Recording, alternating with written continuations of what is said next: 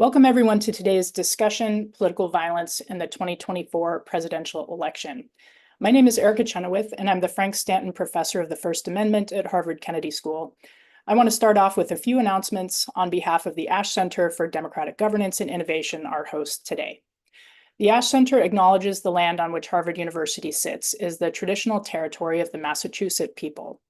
We also recognize the continuing presence of the neighboring Wampanoag and Nipmuc nations. Today's discussion is being recorded, and you will receive a link to that recording in an email following the conclusion of the event. You will also be able to find it on the Ash Center's YouTube channel. Our format today is to spend the first part of the panel in conversation with one another, and we'll reserve the last 20 minutes to respond to questions from the audience. You can submit questions anytime via the Q&A button at the bottom of your screen. Now I'd like to briefly introduce our speakers. Hardy Merriman is president of the International Center on Nonviolent Conflict. He is also a non-resident senior fellow at the Atlantic Council and senior technical advisor at USAID's Powered by the People program. He has worked in the field of civil resistance for over 20 years, presenting, writing, researching, and developing programs that advance education, advocacy, and practice in this field. Most recently, Hardy is the author of Harnessing Our Power to End Political Violence, HOPE, a resource guide designed to help people across the United States to counter political violence and uphold democracy. Welcome, Hardy. Next, we have Liliana Mason, who is an SNF Agora Institute Associate Professor of Political Science at Johns Hopkins University.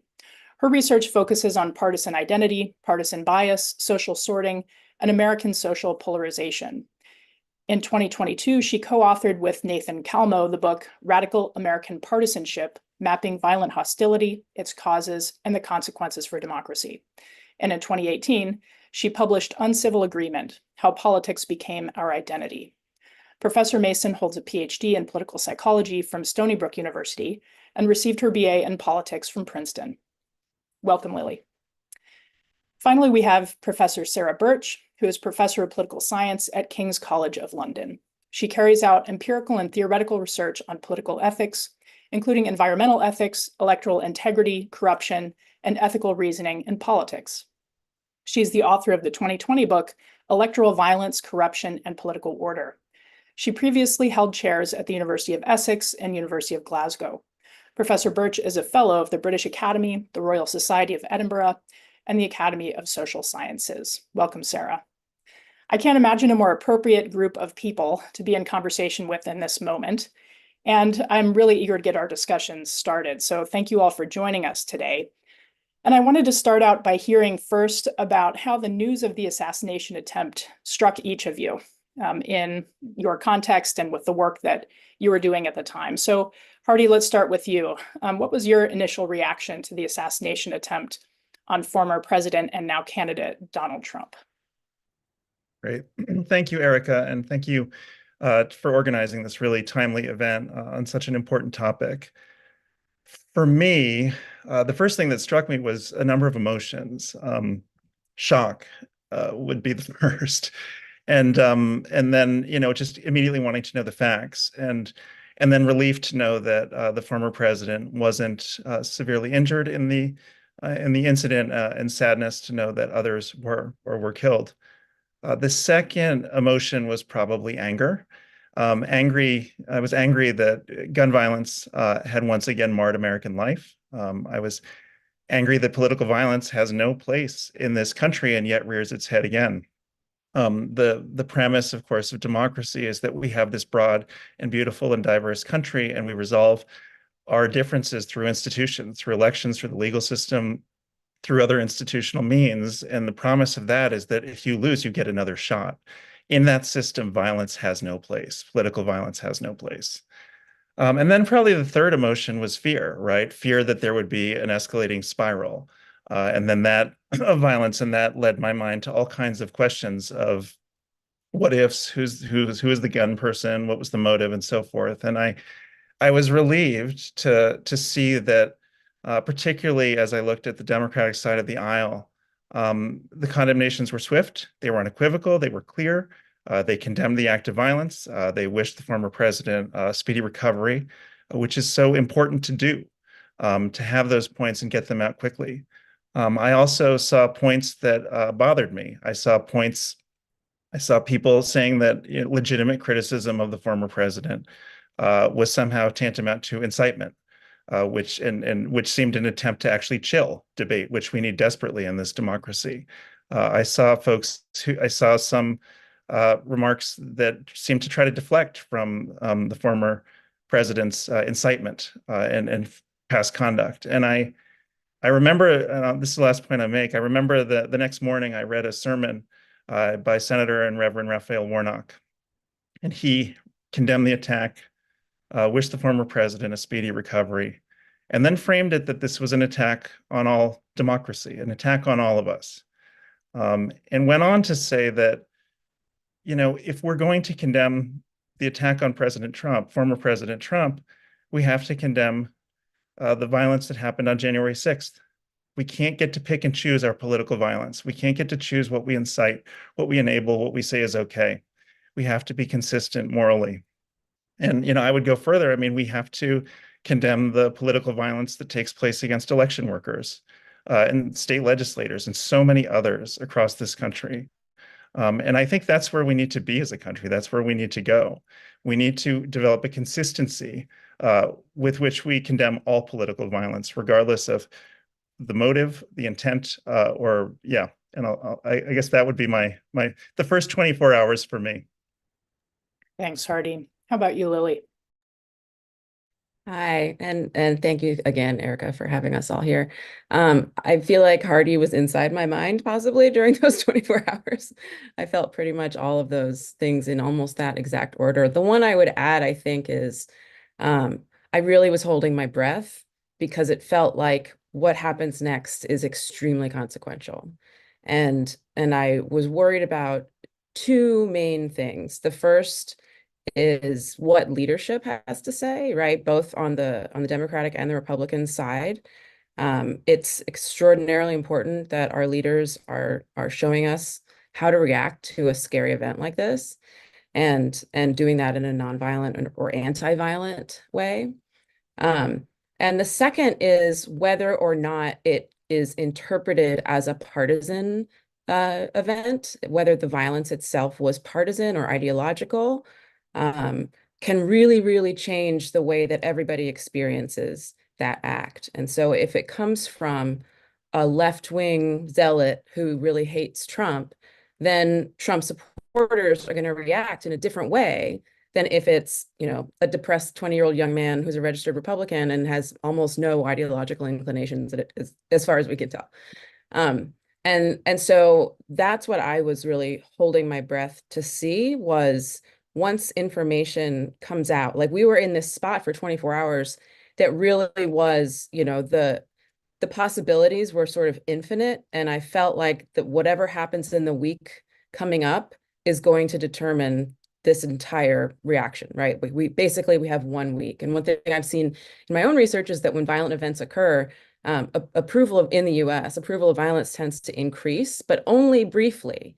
And so this idea of like a cycle of cascading violent events is real, and it's the potential was already there. I was very relieved to see that both Republican and Democratic leaders spoke out against violence, and that luckily it doesn't seem to have been a partisan event. There wasn't a partisan motive behind it. And I think that allowed people to take a breath and not necessarily grab go straight to arms and fight back. Thank you, Lily. How about you, Sarah? Well, like Hardy and Lily, I was shocked by this. But after a little while, I decided, well, I'll look at some data. And I have been studying electoral violence for a few years now. But I don't study democracies because electoral violence is quite rare in democracies. And most of the other people who study electoral violence also don't study democracies, sometimes don't even include established democracies in our data set. So I went and looked at the varieties of democracy data set, and I discovered, to my horror, that electoral violence has actually increased quite a lot over the last 15 years in established democracies. And this is something that political scientists have not paid attention to. And I admit I'm guilty of that myself. And I think that this is an area that really calls out for urgent attention by scholars and others. We do know some things about electoral violence in established democracies. It is not common. When it does happen, it does not tend to be coordinated and orchestrated by political elites the way it usually is in other parts of the world where it's more prevalent. But there remain an awful lot of unanswered questions. And I think, to my mind, perhaps the most interesting unanswered question is how the tenor of election campaigns and the discussions that take place between voters and between candidates during election campaigns might potentially indirectly contribute to electoral violence. I don't know the answer to that, but I think that is a very interesting question. And there are also a lot of other really interesting questions that people like me who study this topic have not addressed yet. Thank you, Sarah. More on that to come shortly. Let's talk a little bit about the broader trends in the US. Obviously, this episode did not occur in isolation. And in the immediate aftermath of the attack, a lot of people did actually immediately make some partisan political inferences, right, about the perpetrators' motivations. That perhaps is part of what happens with political violence or politicized violence, as it were, Lily. I think maybe part of that is simply because of the more generalized angst in our polity among Americans about the specter of political violence during this particular election cycle. Before we talk about some of the scarier polls out there, it's worth noting that overwhelming majorities of Americans, Democrats, Republicans, and independents alike, categorically reject using violence to achieve domestic political ends under basically any circumstance. And these are very large majorities, like into the high 80%. At the same time, a number of different polls have come out in recent years and recent months, suggesting growing anxiety about political violence in general, with some polls reporting modest increases in the proportion of respondents who would tolerate or even condone political violence against members of the opposing party. Robert Pape, who's a political scientist at the University of Chicago, conducted polling on this topic in June and then argued in a July 14th op-ed in the Boston Globe that, quote, since the COVID-19 pandemic, America has witnessed an era of political violence unparalleled, at least since the 1960s, end quote. So even though it is still fairly marginal, it is maybe less so than it used to be, according to some polling figures and data about incidents of political violence against polling workers and the like. So Lily, can we get your sense as an expert on that topic in particular about, what we should make of those polls about Americans' support or lack thereof of political violence or tolerance for it? And second, how do we understand the sense that this has increased over time in our country? Yeah. And I'll say some of these polls are my own. So I'm so grateful that you started off with making it very clear that the vast majority of Americans reject political violence entirely. Which is sort of honestly frustrating, because what that means is that the people who are approving of violence are really getting a lot of attention, disproportionate attention for the number of them that exist. One thing that I think our research tries to argue is that the problem isn't that 15% of Americans approve of violence at least a little bit. They're not going to all go out and engage in violence, right? The thing that concerns us is that they live in communities and social norms are shaped in those communities. And so to the extent that we see an increasing approval of violence, what that means is that we're going to potentially have a decreased level of enforcement of social norms against political violence. So that's what really concerns us. We don't actually think that 15% of Americans are going out and engaging in it. And so one thing that we found is, so we've been collecting data since 2017 on attitudes towards political violence in the US, basically every year, sometimes multiple times a year. And what we found is that, first of all, these attitudes do seem to correspond to political events. So we saw a spike in approval of violent threats around both of Trump's impeachments, particularly among Republicans. So when partisans feel that their group is being threatened, they become more approving of violence. but then we also saw, the idea that it was increasing over time really was mainly during Trump's administration. And so what we saw was, sort of gradually increasing approving levels of violence throughout, 2017 to 2020. And then during Biden's administration, we saw those feelings kind of simmer down. Our most recent data from June, from last month, actually showed they're sort of ticking back up again, which is not surprising during an election season.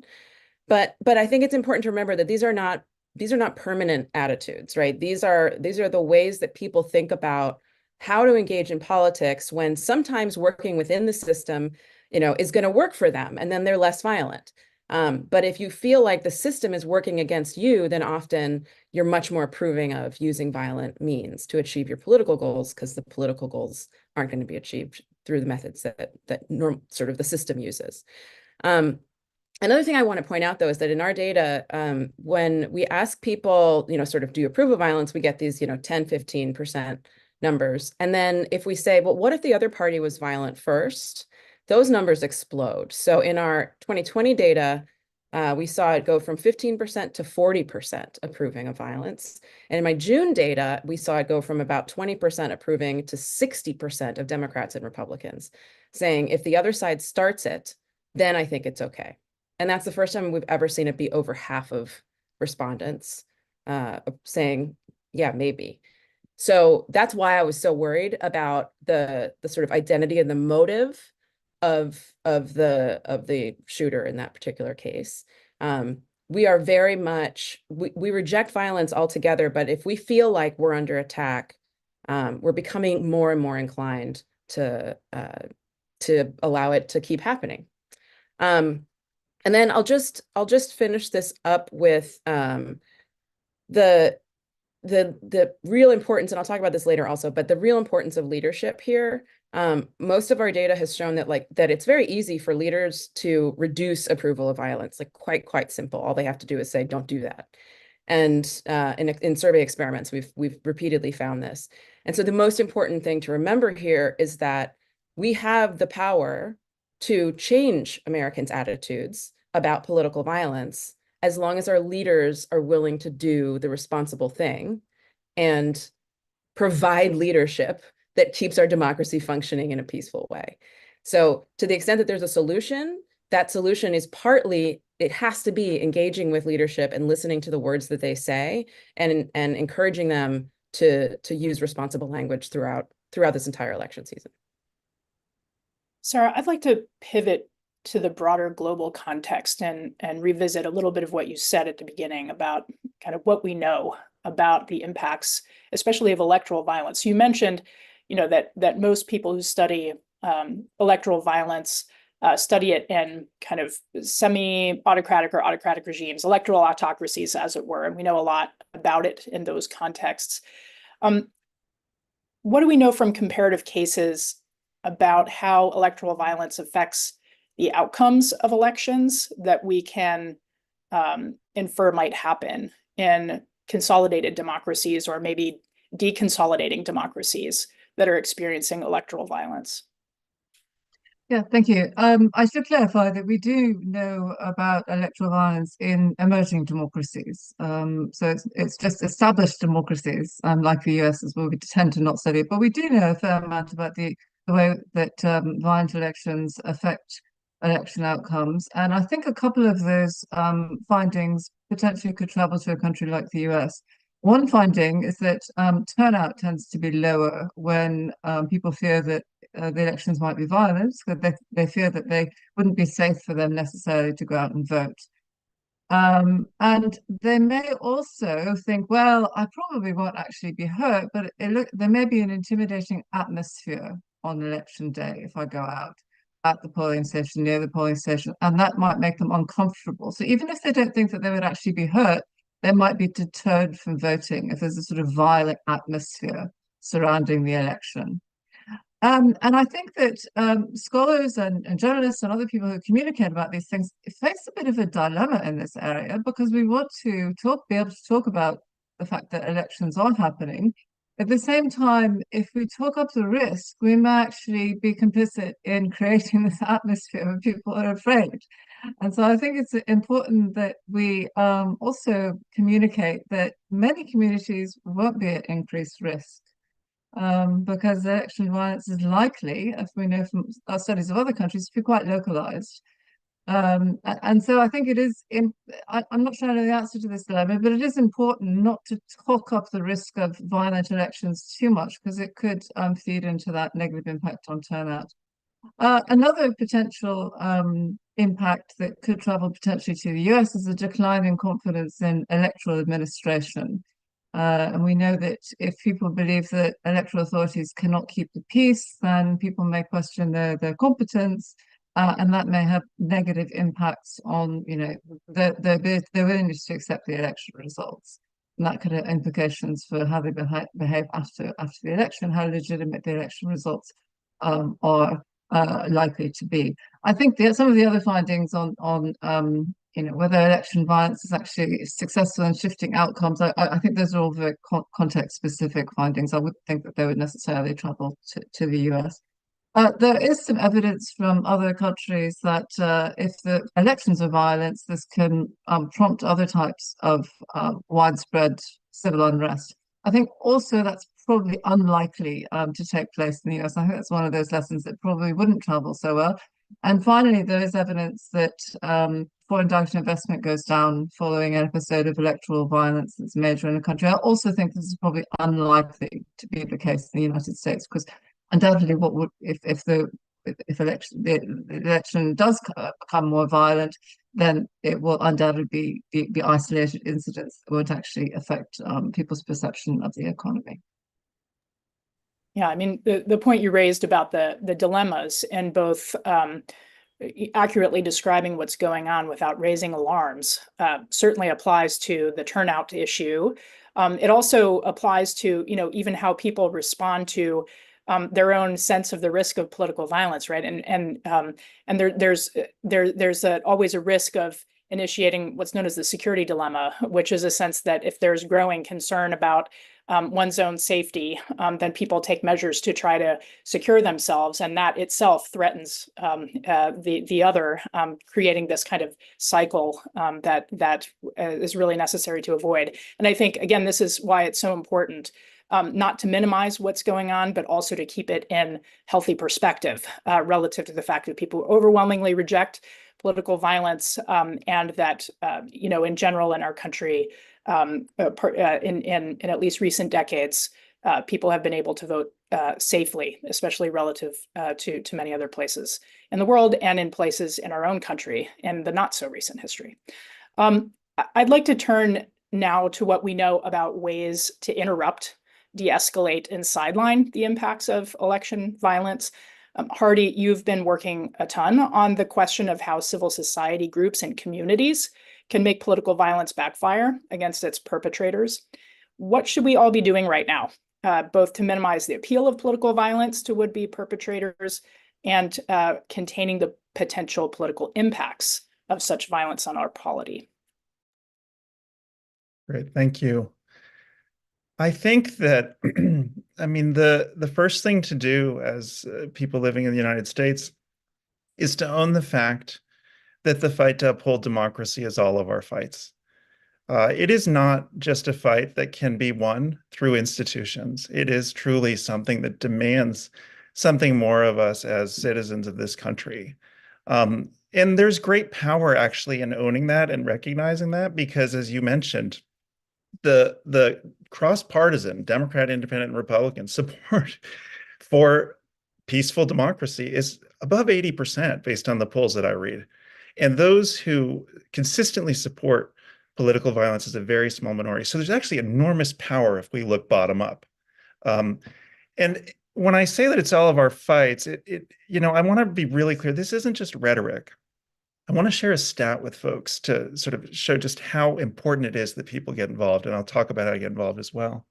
So the number of threats recorded by the US Capitol Police started rising 2016, 2017, and now is sort of stable, but about double what it was in 2017. So we've got a new high baseline. And in 2022, there were about 7,501 threats received by the US Capitol Police. Two members of both parties, every member of Congress received threats. And of those 7,501 that were investigated, they chose to investigate, only 46 resulted in prosecutions. That's 0.6% of the threats received by members of Congress in 2022 actually resulting in a prosecution. 99.4% of the threats resulted from a legal perspective and relative impunity.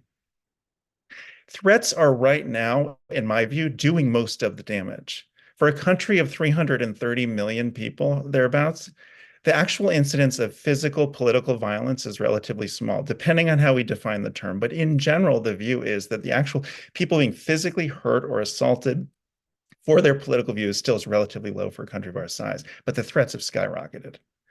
And as we can see in that stat I just gave, government's tools for dealing with threats are really, really limited. Partly because of lack of resources, partly perhaps there could be a lack of will in some cases, but even if you assume best intent and resources, First Amendment protects lots and lots of scary things that you can say and do to legitimately affect political behavior of officials, of businesses, of citizens, of all kinds of folks, of judges. And so there's very hard for government to get at that. So then what's the role for all of us? Well, why are people making threats in the first place? Well, there are people who are inciting with very toxic rhetoric these threats, and they're pretty entrepreneurial about it. There's a cost benefit, sort of equation for them, and they're doing quite well. Through their insightful rhetoric, they might profit economically. They gain a following, they gain political influence. But many of them have no intention of actually carrying out direct threats or going to jail themselves, right? So for them, this is like business. And then you have a group of folks that are making the threats, and for them, there's not a universal motivation for all of them, but they get incited. There's an ability to feel part of something. There's an ability perhaps to feel powerful. Look, the internet provides a means, motive, and an opportunity to make a threat pretty much whenever you want. And again, if you know how the law works, you can make lots of threats and not suffer legal consequences. And then there are those who actually enact physical political violence, which is a small amount. They tend to be sort of more lone wolves, hard to predict. And so we have an opportunity as citizens to impose costs, to shift the cost-benefit equation, particularly on the inciters and the threat makers. It's tougher when someone moves to physical political violence. That truly is more of a government thing to deal with. But we can try to make it backfire. Remember, political violence is used with a political motive. It's trying to achieve a political goal. It's pretty clear usually what those political goals are. So the most basic level, what we can do is support people who are victimized, right? If it's a political candidate, we can donate to their campaign, we can volunteer for them, we can do all kinds of stuff. If it's an elections official or a bureaucrat, civil servant or business, we can meet with them. Maybe they're afraid to speak out themselves, but maybe we can talk to them and figure out ways to support them, whether it's psychosocial support, whether it's stepping out and advocating for particular legislation, whether it's any of a number of means, depending. We listen to them, we ask what they need, and we work with them. And then there's also about the other piece of it is imposing direct costs on perpetrators, those who incite and enact political violence and threats. And here you can do boycotts, communities have become very creative about this. I'll give you some examples. In Whitefish, Montana, there was heightened sort of presence of groups that were purported to support PV and hate, and this was bad for the town. Whitefish is a tourist, has a tourist economy, and businesses actually got on board and said this kind of rhetoric has to stop. They started putting stickers showing the tolerance that Whitefish had and the acceptance and welcoming that Whitefish had for people of all kinds across the political spectrum and of differing identities in Whitefish. There was a group called Love Lives Here Montana that started holding events to welcome people. When businesses were threatened and there were bad rankings put on their troll armies started downranking businesses and putting bad reviews, the community mobilized to put positive reviews. When one particular small business was threatened, people started frequenting their business more and putting in more orders. When a march was planned in Whitefish that was supposed to have armed groups, the community mobilized. All kinds of folks came out, organized with a message of welcoming warmth. And actually the armed march, which was scheduled for Martin Luther King Day, never even happened. There are examples from Germany of when neo-Nazis were marching year after year in Eastern Germany. Groups actually did something really creative. They said, okay, if you're marching every year and we can't stop you, we're going to turn your march into a walkathon, where we're going to create a starting line and a finish line because we know your route. And then we're going to cheer you on because every meter you march, we're going to donate to causes that de-radicalize Germans and get them out of the far right. And they threw confetti at them during the march. This might seem minor, but actually this completely flips the script. This is the kind of creative actions that actually, again, impose cost, has the opposite political effect that is intended by the armed groups. And there is, again, like a wide range of actions that communities can do if we get together, if we find each other, if we support each other.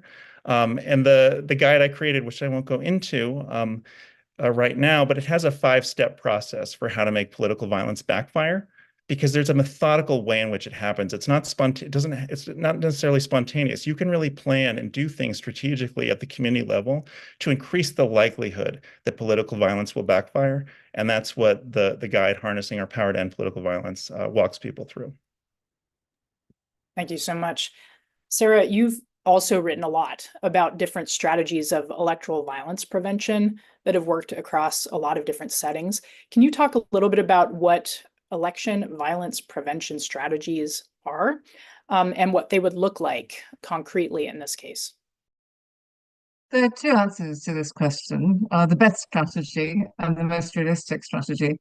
There are several different studies using all kinds of different methods that have shown that the best way of decreasing the likelihood that elections will be marred by violence is to increase the autonomy and capacity of electoral authorities. And this has two dimensions, the subjective dimension, objective dimension. Subjectively, if electoral authorities are believed to be competent and neutral, people have confidence in the legitimacy of the electoral process, they're more likely to resort to extreme measures such as violence, and violence will be less tolerated by people in general in the community.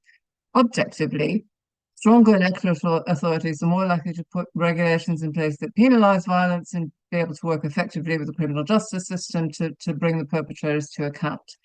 Now, Pippin Norris's work on electoral integrity in the United States has found that one of the main problems with political authorities in the United States and the quality of elections in the United States is that the electoral system is very politicized. Many of the people who run the elections have known political affiliations, unlike in most other established democracies. And so I think that the best way of improving the likelihood that elections would remain peaceful would be to put in place a system where the people who ran elections in the United States were professional bureaucrats with no partisan affiliations. However, that's not going to happen in the short term. So other strategies that are more realistic. Firstly, there's a strategy that's referred to in the international electoral assistance community as peace messaging. And this is so the strategies of using language in various ways to deter electoral violence, to penalize it, what Hardy was talking about. So I won't talk so much about that, but that has been found to be effective comparatively in reducing electoral violence. Another strategy that's been found to be effective is monitoring and mapping.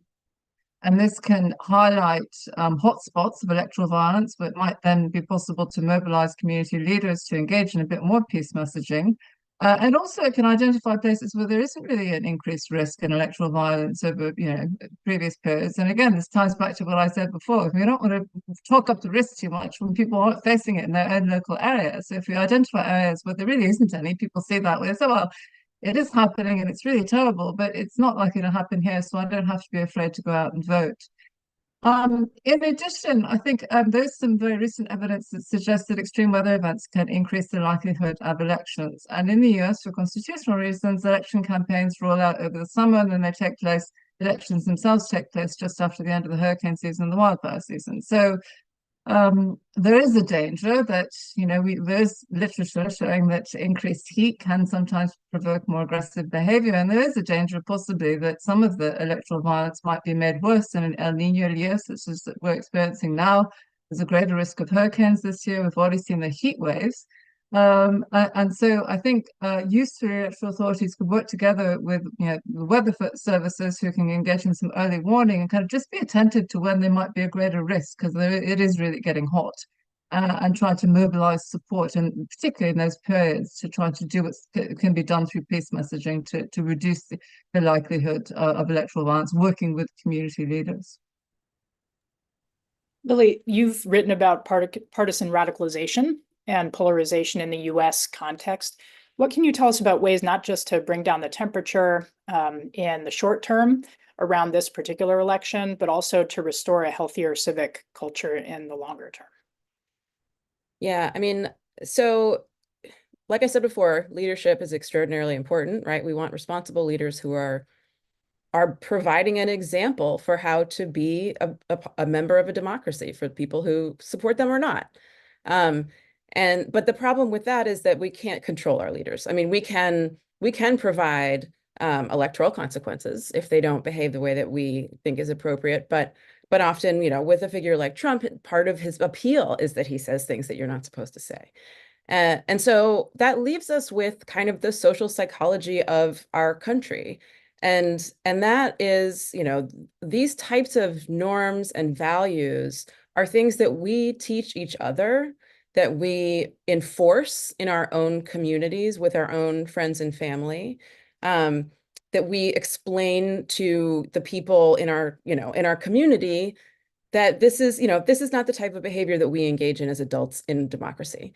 And to the extent that we behave as those types of leaders in our own, you know, social spaces, that can turn down the temperature. And it can also, you know, one thing that we've been seeing is that these norms against violence really have been weakening. And that's part of the reason that approval has gone up. So to the extent that you know, we need stronger norms, nobody can do that for us. That's, you know, there's no institution, there's no law. Norms are norms, not laws, right? Law enforcement can't enforce a norm. And so it really does depend on every single one of us remembering what kind of country we want to live in. But then the third part I would say is that norms are also expressed via media. And to the extent that our current media structure really incentivizes paying attention to conflict and not to process, right? You don't click on an article that says, you know, successful legislation has been finally approved. You click on an article that says, you know, demon baby killers are coming to, you know, like that's the type of thing that we pay attention to as human beings, is conflict and evil and danger for good reasons. But it doesn't work when we're trying to create a culture that rejects violence, that rejects vilification, that rejects dehumanizing people in the other party, which is a known precursor to violence. And so to the extent that we are talking to other people, we can really work on that. The second thing is that I want to talk about those threats that Hardy was talking about, because threats are actually successful in intimidating people. And there are whole groups of people that just quit their jobs. And the types of election officials that are targeted are overwhelmingly women and people of color. And so they're bearing the brunt of most of these threats. And a lot of people understandably just throw up their hands and say, like, I'm out. I don't want to do this job anymore. And we need those people to do those jobs. We need responsible people to do those jobs. And so one thing that we've been seeing is there are a bunch of groups right now organizing to recruit people to sit in those jobs for now. And that includes veterans groups, young people, sort of college students. Most of the like election volunteers are little old ladies, you know, like they're the retired people in the community. They're not partisan. They just want to make sure that the communities and the government's working.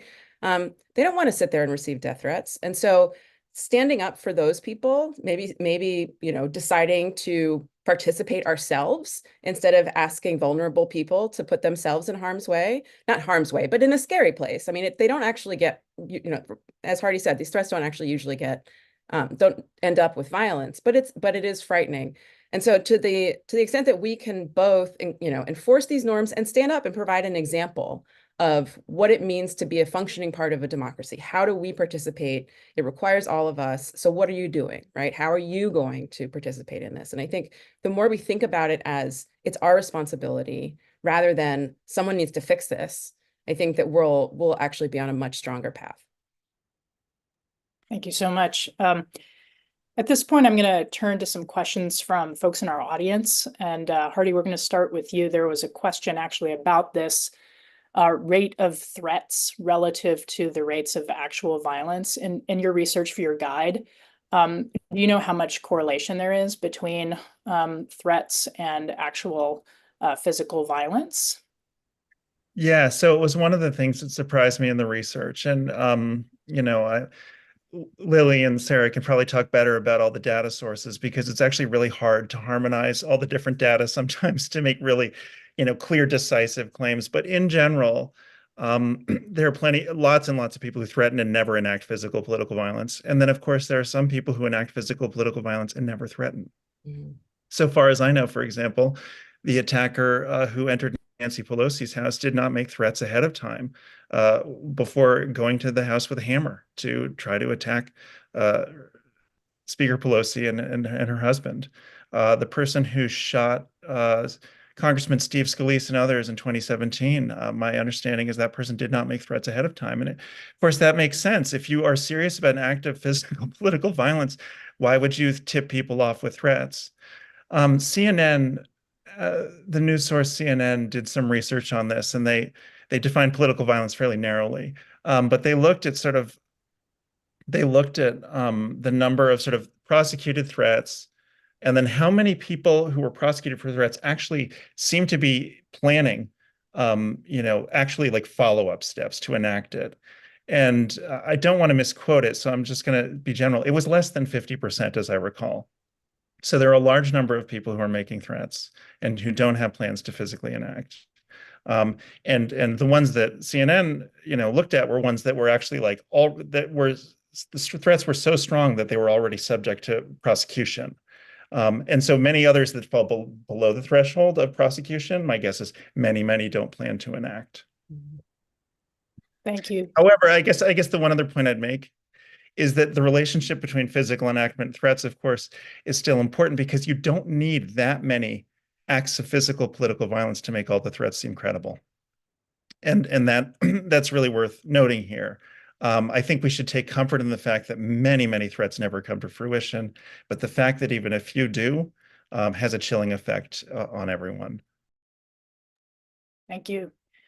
Sarah, we have a sort of comparative question that came in, which is, what do we know about the impact of violence on campaigning itself? For example, people canvassing, attending rallies, and are there ways to sort of mitigate the potential chilling or intimidation effects on participating in the campaign as opposed to just voting?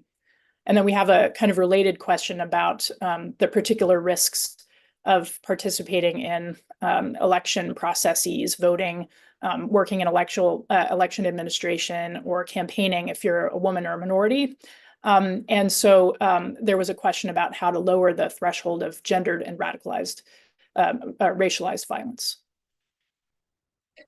We do know quite a bit about election and campaign violence. However, most of the research has been conducted in the African context. And I'm not saying that things that happen in Africa aren't relevant to the US, because we can learn from all countries in the world. However, the political situation is quite different there. But often the violence in those cases tends to be organized by people who are linked to the political parties. And it tends to be largely a strategy of demobilization to try to get people not to engage in the campaign, not to take part, to do as little as possible, to get their opponents to do as little as possible so that they have free reign, effectively. So to try to monopolize the space, the discursive space, and the space of actually going out and doing things. And so a lot of it is intimidation and trying to disarm the other side, basically. I don't know how much of that can really travel to the US, but that is, it's worth bearing in mind. Preventing people from actually, using exercising the democratic rights it can be an important objective of electoral violence. And in that context, we do find in many cases that people who women and people of other racial groups other than the dominant group very often are targeted, as they may be seen as being particularly vulnerable to some of those threats. Now, in many countries throughout the world, the people who are most active in politics, standing for election and campaigning are men. Those roles in many contexts and many cultures are quite gendered, as far as I'm aware. They are to some extent gendered in the US also. And the people who are targeted with electoral violence tend to be the ones who are in those roles. So it is probably We don't have gender disaggregated data on most of this, but it is most likely the case, I would say, that the majority of people who actually are victims of physical attacks during elections are probably, in most cases, men, just because of the roles they're in. However, there have been some instances where there have been people who are from groups that are perceived to be by the community to be more vulnerable to violence, who have been singled out, and that is a worry, because you're taking away people's rights when they're being excluded from the campaign and not allowed to take part in the campaign, or pressured through intimidation not to take part in the campaign because they're seen as particularly vulnerable, because they're perceived that, oh, well, that person's a woman, so we can easily intimidate her, that type of attitude. And that definitely has been found to be a problem in many of the contexts where that's been studied. Thank you. We have a couple questions about community leaders, which maybe Hardy and Lily can speak to.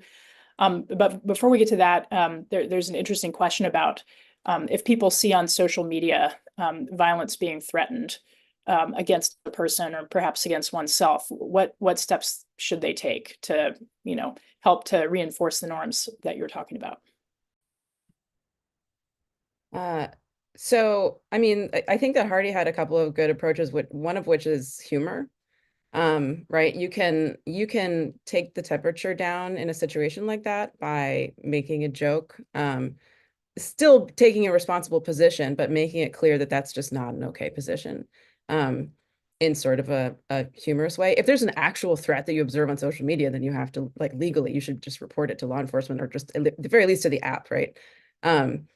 But I mean, in terms of the way that we kind of interact on social media, it's collective, that by definition. And so to engage other people, you want to both communicate the message that this is an extremely irresponsible thing to say, and also attract other people to join into that condemnation. And that can partially work by making it funny. So we have an interesting question about a couple of questions actually about, which institutions or organizations are going to be the most impactful, especially at the community level, to reinforce these norms. So, are we talking about faith leaders? Are we talking about local business community or chambers of commerce? Are we talking about different types of civic organizations, youth organizations, kind of different civil society groupings? And if so, how do they do this well, while also protecting themselves or one another from being the targets of political violence? I'm happy to hop on that unless anyone else wants. Based on the reading that I've done, some of the most credible messengers for these kinds of messages are people who are local and respected in communities. Like, it may be better and more effective to have someone local to a community who's respected speak a message than, for example, a celebrity or a state level official. So there's a lot of power there. And, it's going to depend on the particulars of the community, of course, and it's also going to depend on a number of other factors. So when you reveal the political violence, a scary threat, or somebody showed up at someone's house, whatever it is, you want to be careful that you're revealing it in a way that actually doesn't further its goals, because its goals are not just to threaten the individual. The goals are actually to threaten all of us. The goals are to make us all scared. We're all secondary targets for political violence, frankly. If any of us have felt scared or threatened based on what happened to someone else, it's not a surprise. It's actually a feature of political violence to make all of us scared. So we want to be really careful when we reveal it, that we're not feeding into that. And how do we do it? We do it by revealing it in the time, place, terms, manner of our choosing. We can get political leaders from diverse perspectives, from respected professions, so forth, in us. In a picture, visually with us, with a joint statement, right? It takes a bit of planning, but it can be done. That's a very powerful way to reveal that something's happened, as well as to reveal that the community is united. There can be a call to action that everyone who supports does something, whether it's display a symbol, whether it's make a donation, something. We also can, I think it's important also to begin to reframe this problem, not just as a threat maker and a person who is targeted, but also build a narrative that the incitement is really, really a key part of this, and the inciters don't get off the hook. The inciters get to make profit the most from their work, and then simultaneously always can distance themselves from the actual threat. Well, I didn't say they should threaten. It's not me. But the insiders are a huge part of the problem. And so when we push back, it's not just one individual threatens so-and-so. We have to begin to tell the story of what incitement is, how it works, how it dehumanizes, how it starts to build a pathway for people to feel violence is normalized, and to call them out. And I think in doing that, again, we start to shift the cost structure. We also, I would say, have to be ready to stand in solidarity with each other. So one way that things can happen is when you get a group that starts to oppose political violence, threats will start being made to one or two members of that group. And the question is, will everyone stand with them?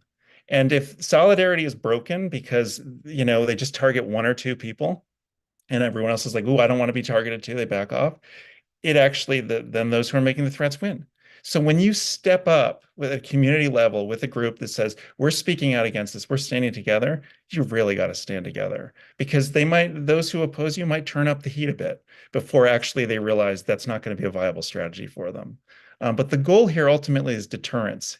If we can change the psychology from one where those who are making and inciting threats think this always wins to one where they think this is actually more likely to lose, it's going to take a while for that to happen. But once, or if or when it does happen, that's going to, I think we'll see a major sort of change in sort of the threat trajectory, and also in people's sense of empowerment about what they can do to uphold democracy. The key is we got to stand together. We've got to be strategic, and we've got to push back in ways that that are targeted and based on the circumstances at hand, that are smart. Thank you so much. Sarah, can you speak to the role of international election observers in legitimating fair election processes and what that might look like in the United States? Well, the United States is a member of the Organization for Security and Cooperation in Europe, which includes some countries outside of Europe, including the United States and Canada. And as such, the United States, every time there's an election, invites international election observers, as do all countries that are members of that organization. And so election observers have been coming to monitor US elections for a long time.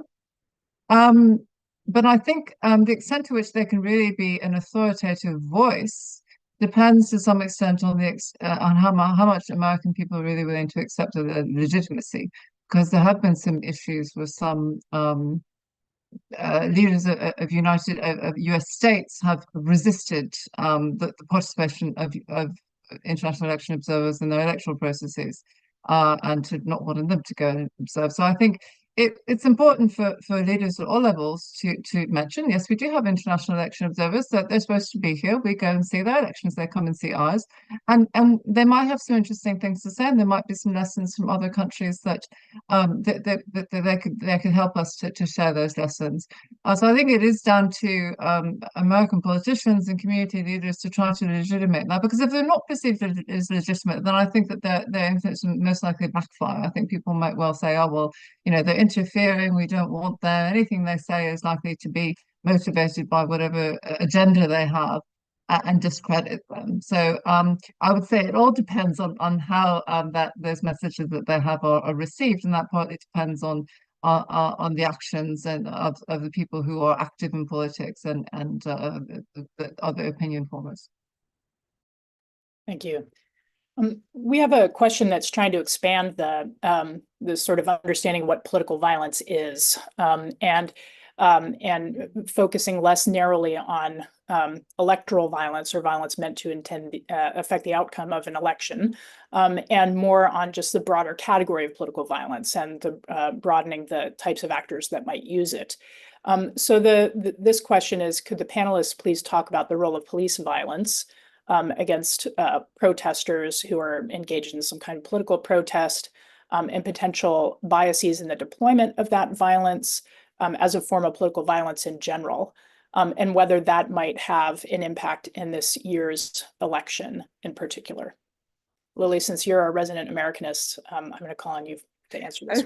I kind of want to know what you think, Erica, on this one. So maybe hopefully you can hop in too. But yeah, so I mean, we kind of call political violence things that happen from people that are not part of the state, right? And we think of state violence as sort of a separate thing. And actually, we see very different attitudes of Americans based on whether we're talking about state violence against individual citizens versus citizens' violence against either the state or other citizens.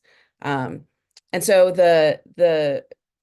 it's all political, obviously. All of this is political. Power is political, and any sort of bargain about who has power and who gets treated with the sort of full rights and protections of citizenship in the US, it's a political conversation.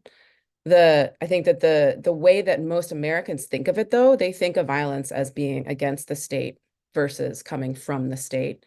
And that's where we see big partisan divides also. Like, we see Republicans much more willing to approve of violence by the state, and Democrats more willing to approve of violence, not necessarily against the state, but the type of violence that's protest or working against the system or that type of arrangement. So in that sense, it's actually, there's a difference between Democrats and Republicans in the electorate on how they understand both of those types of violence.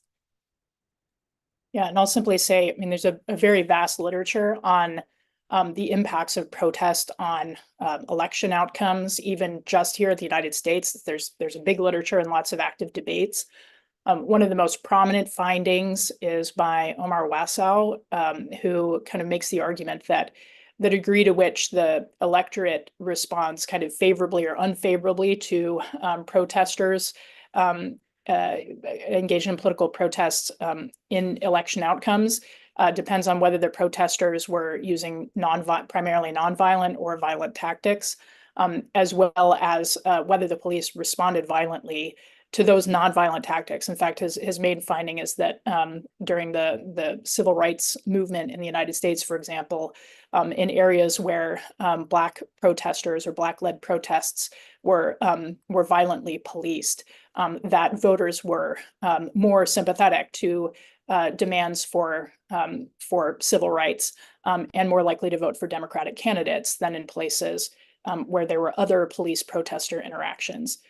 So again, a pretty complicated story. And like Lily said, I think in the American imagination, people think of political violence as something people do against the state. But I'll say from a scholarly perspective, people who study political violence think of a very broad range of activities, everything from state violence on kind of a smaller micro policing level to, mass atrocities. And then everything from the sort of bottom up and in between. But alas, we are running short on time, and this has already been such a rich conversation. I'd like to just in our last couple of minutes provide us with an opportunity for a little bit of synthesis, since we've covered so much ground, so much of it incredibly useful. I'd just like to turn back to our panelists for one more opportunity for them to offer up in our almost hour together what you think your key takeaway from our conversation is. And Sarah, we're going to start with you this time, and then go to Lily, and Hardy will have the last word. Yeah, I jotted down something that Lily said, actually. She says it does depend on every one of us. And when there's an act of violence, we're shocked, we're scared, those are all natural reactions. But then how we talk about that, how citizens talk about that to other citizens, really does shape norms. And what's come out of this discussion to me is it's all about norms. A community that will tolerate violence will get violence. A community that does not tolerate violence is much less likely to have violence. And so I think it is down to every single citizen to condemn violence and to talk in such a way as to make it unacceptable. That's what's come out of the discussion to me.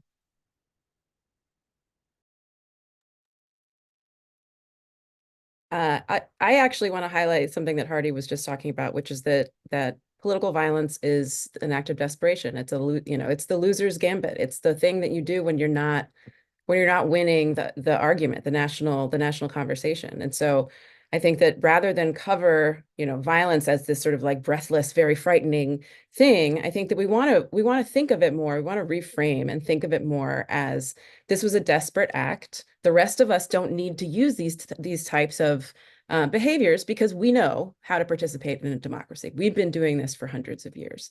And so rather than have it be framed around how frightening it is, I think that there's an opportunity for us to reframe it around who we are and why we're still going to do what we want, the things that democracy requires us to do. Even if this desperate act has occurred, has nothing to do with whether or how we participate in our democracy. And I think that that type of framing would be really helpful. I'd love it if the media used that type of framing. But at the very least, you know, we can use that framing with the people around us. Thank you. There are a lot of really great activities that are already going on to counter political violence. Some of them are top-down, governments sponsored and started. Some of them are bipartisan at the state level and local level. Some are done by advocacy organizations. There's already a lot of really good stuff that's happening in terms of non-governmental advocacy and in terms of governmental action. So one thing to do is just to tap into that if you want. But even if you don't want to tap into that, then join up and do your own thing in your own community. It seems to be a recurring theme that it's on all of us. And again, there's so many more of us than there are of them. Ultimately, we have to live together in this country, all of us, whether we like each other, whether we agree or not. But we need to at least be able to agree that violence isn't the way that we're going to get things done. And when we look again, no matter how much you may politically disagree with your neighbor, chances are actually they agree that violence is not acceptable too, is not how they want to get things done in this country. And even if not your neighbor, then maybe you're the other neighbor, right? And so our strength is in finding each other. Our strength is in our allies, of which there are many. We all have skills and networks that we can contribute. Standing against violence doesn't require you necessarily to take a frontline role and make yourself a target, right? There are lots of different roles we can play behind the scenes, organizing, research, all kinds of stuff we can do. And some people may feel called to take more of a leading role and be a public voice. That's great. Let's create on-ramps for lots of people to get involved because this is something that we can actually win on. This is really something that we can win on. There's enormous power, and it depends on our unity, it depends on our strategy, it depends on our ability to make political violence backfire. Thanks. Thank you so much to all three of you and to our audience. I really appreciate you, Hardy, Sarah, and Lily sharing your incredible knowledge and expertise on this topic. And I also want to thank our excellent staff at the Ash Center for organizing this event. So today's event is part of the 2024 election webinar series sponsored at the Ash Center. Please do stay tuned for more online programming from the Ash Center in the weeks and months ahead. Thank you so much.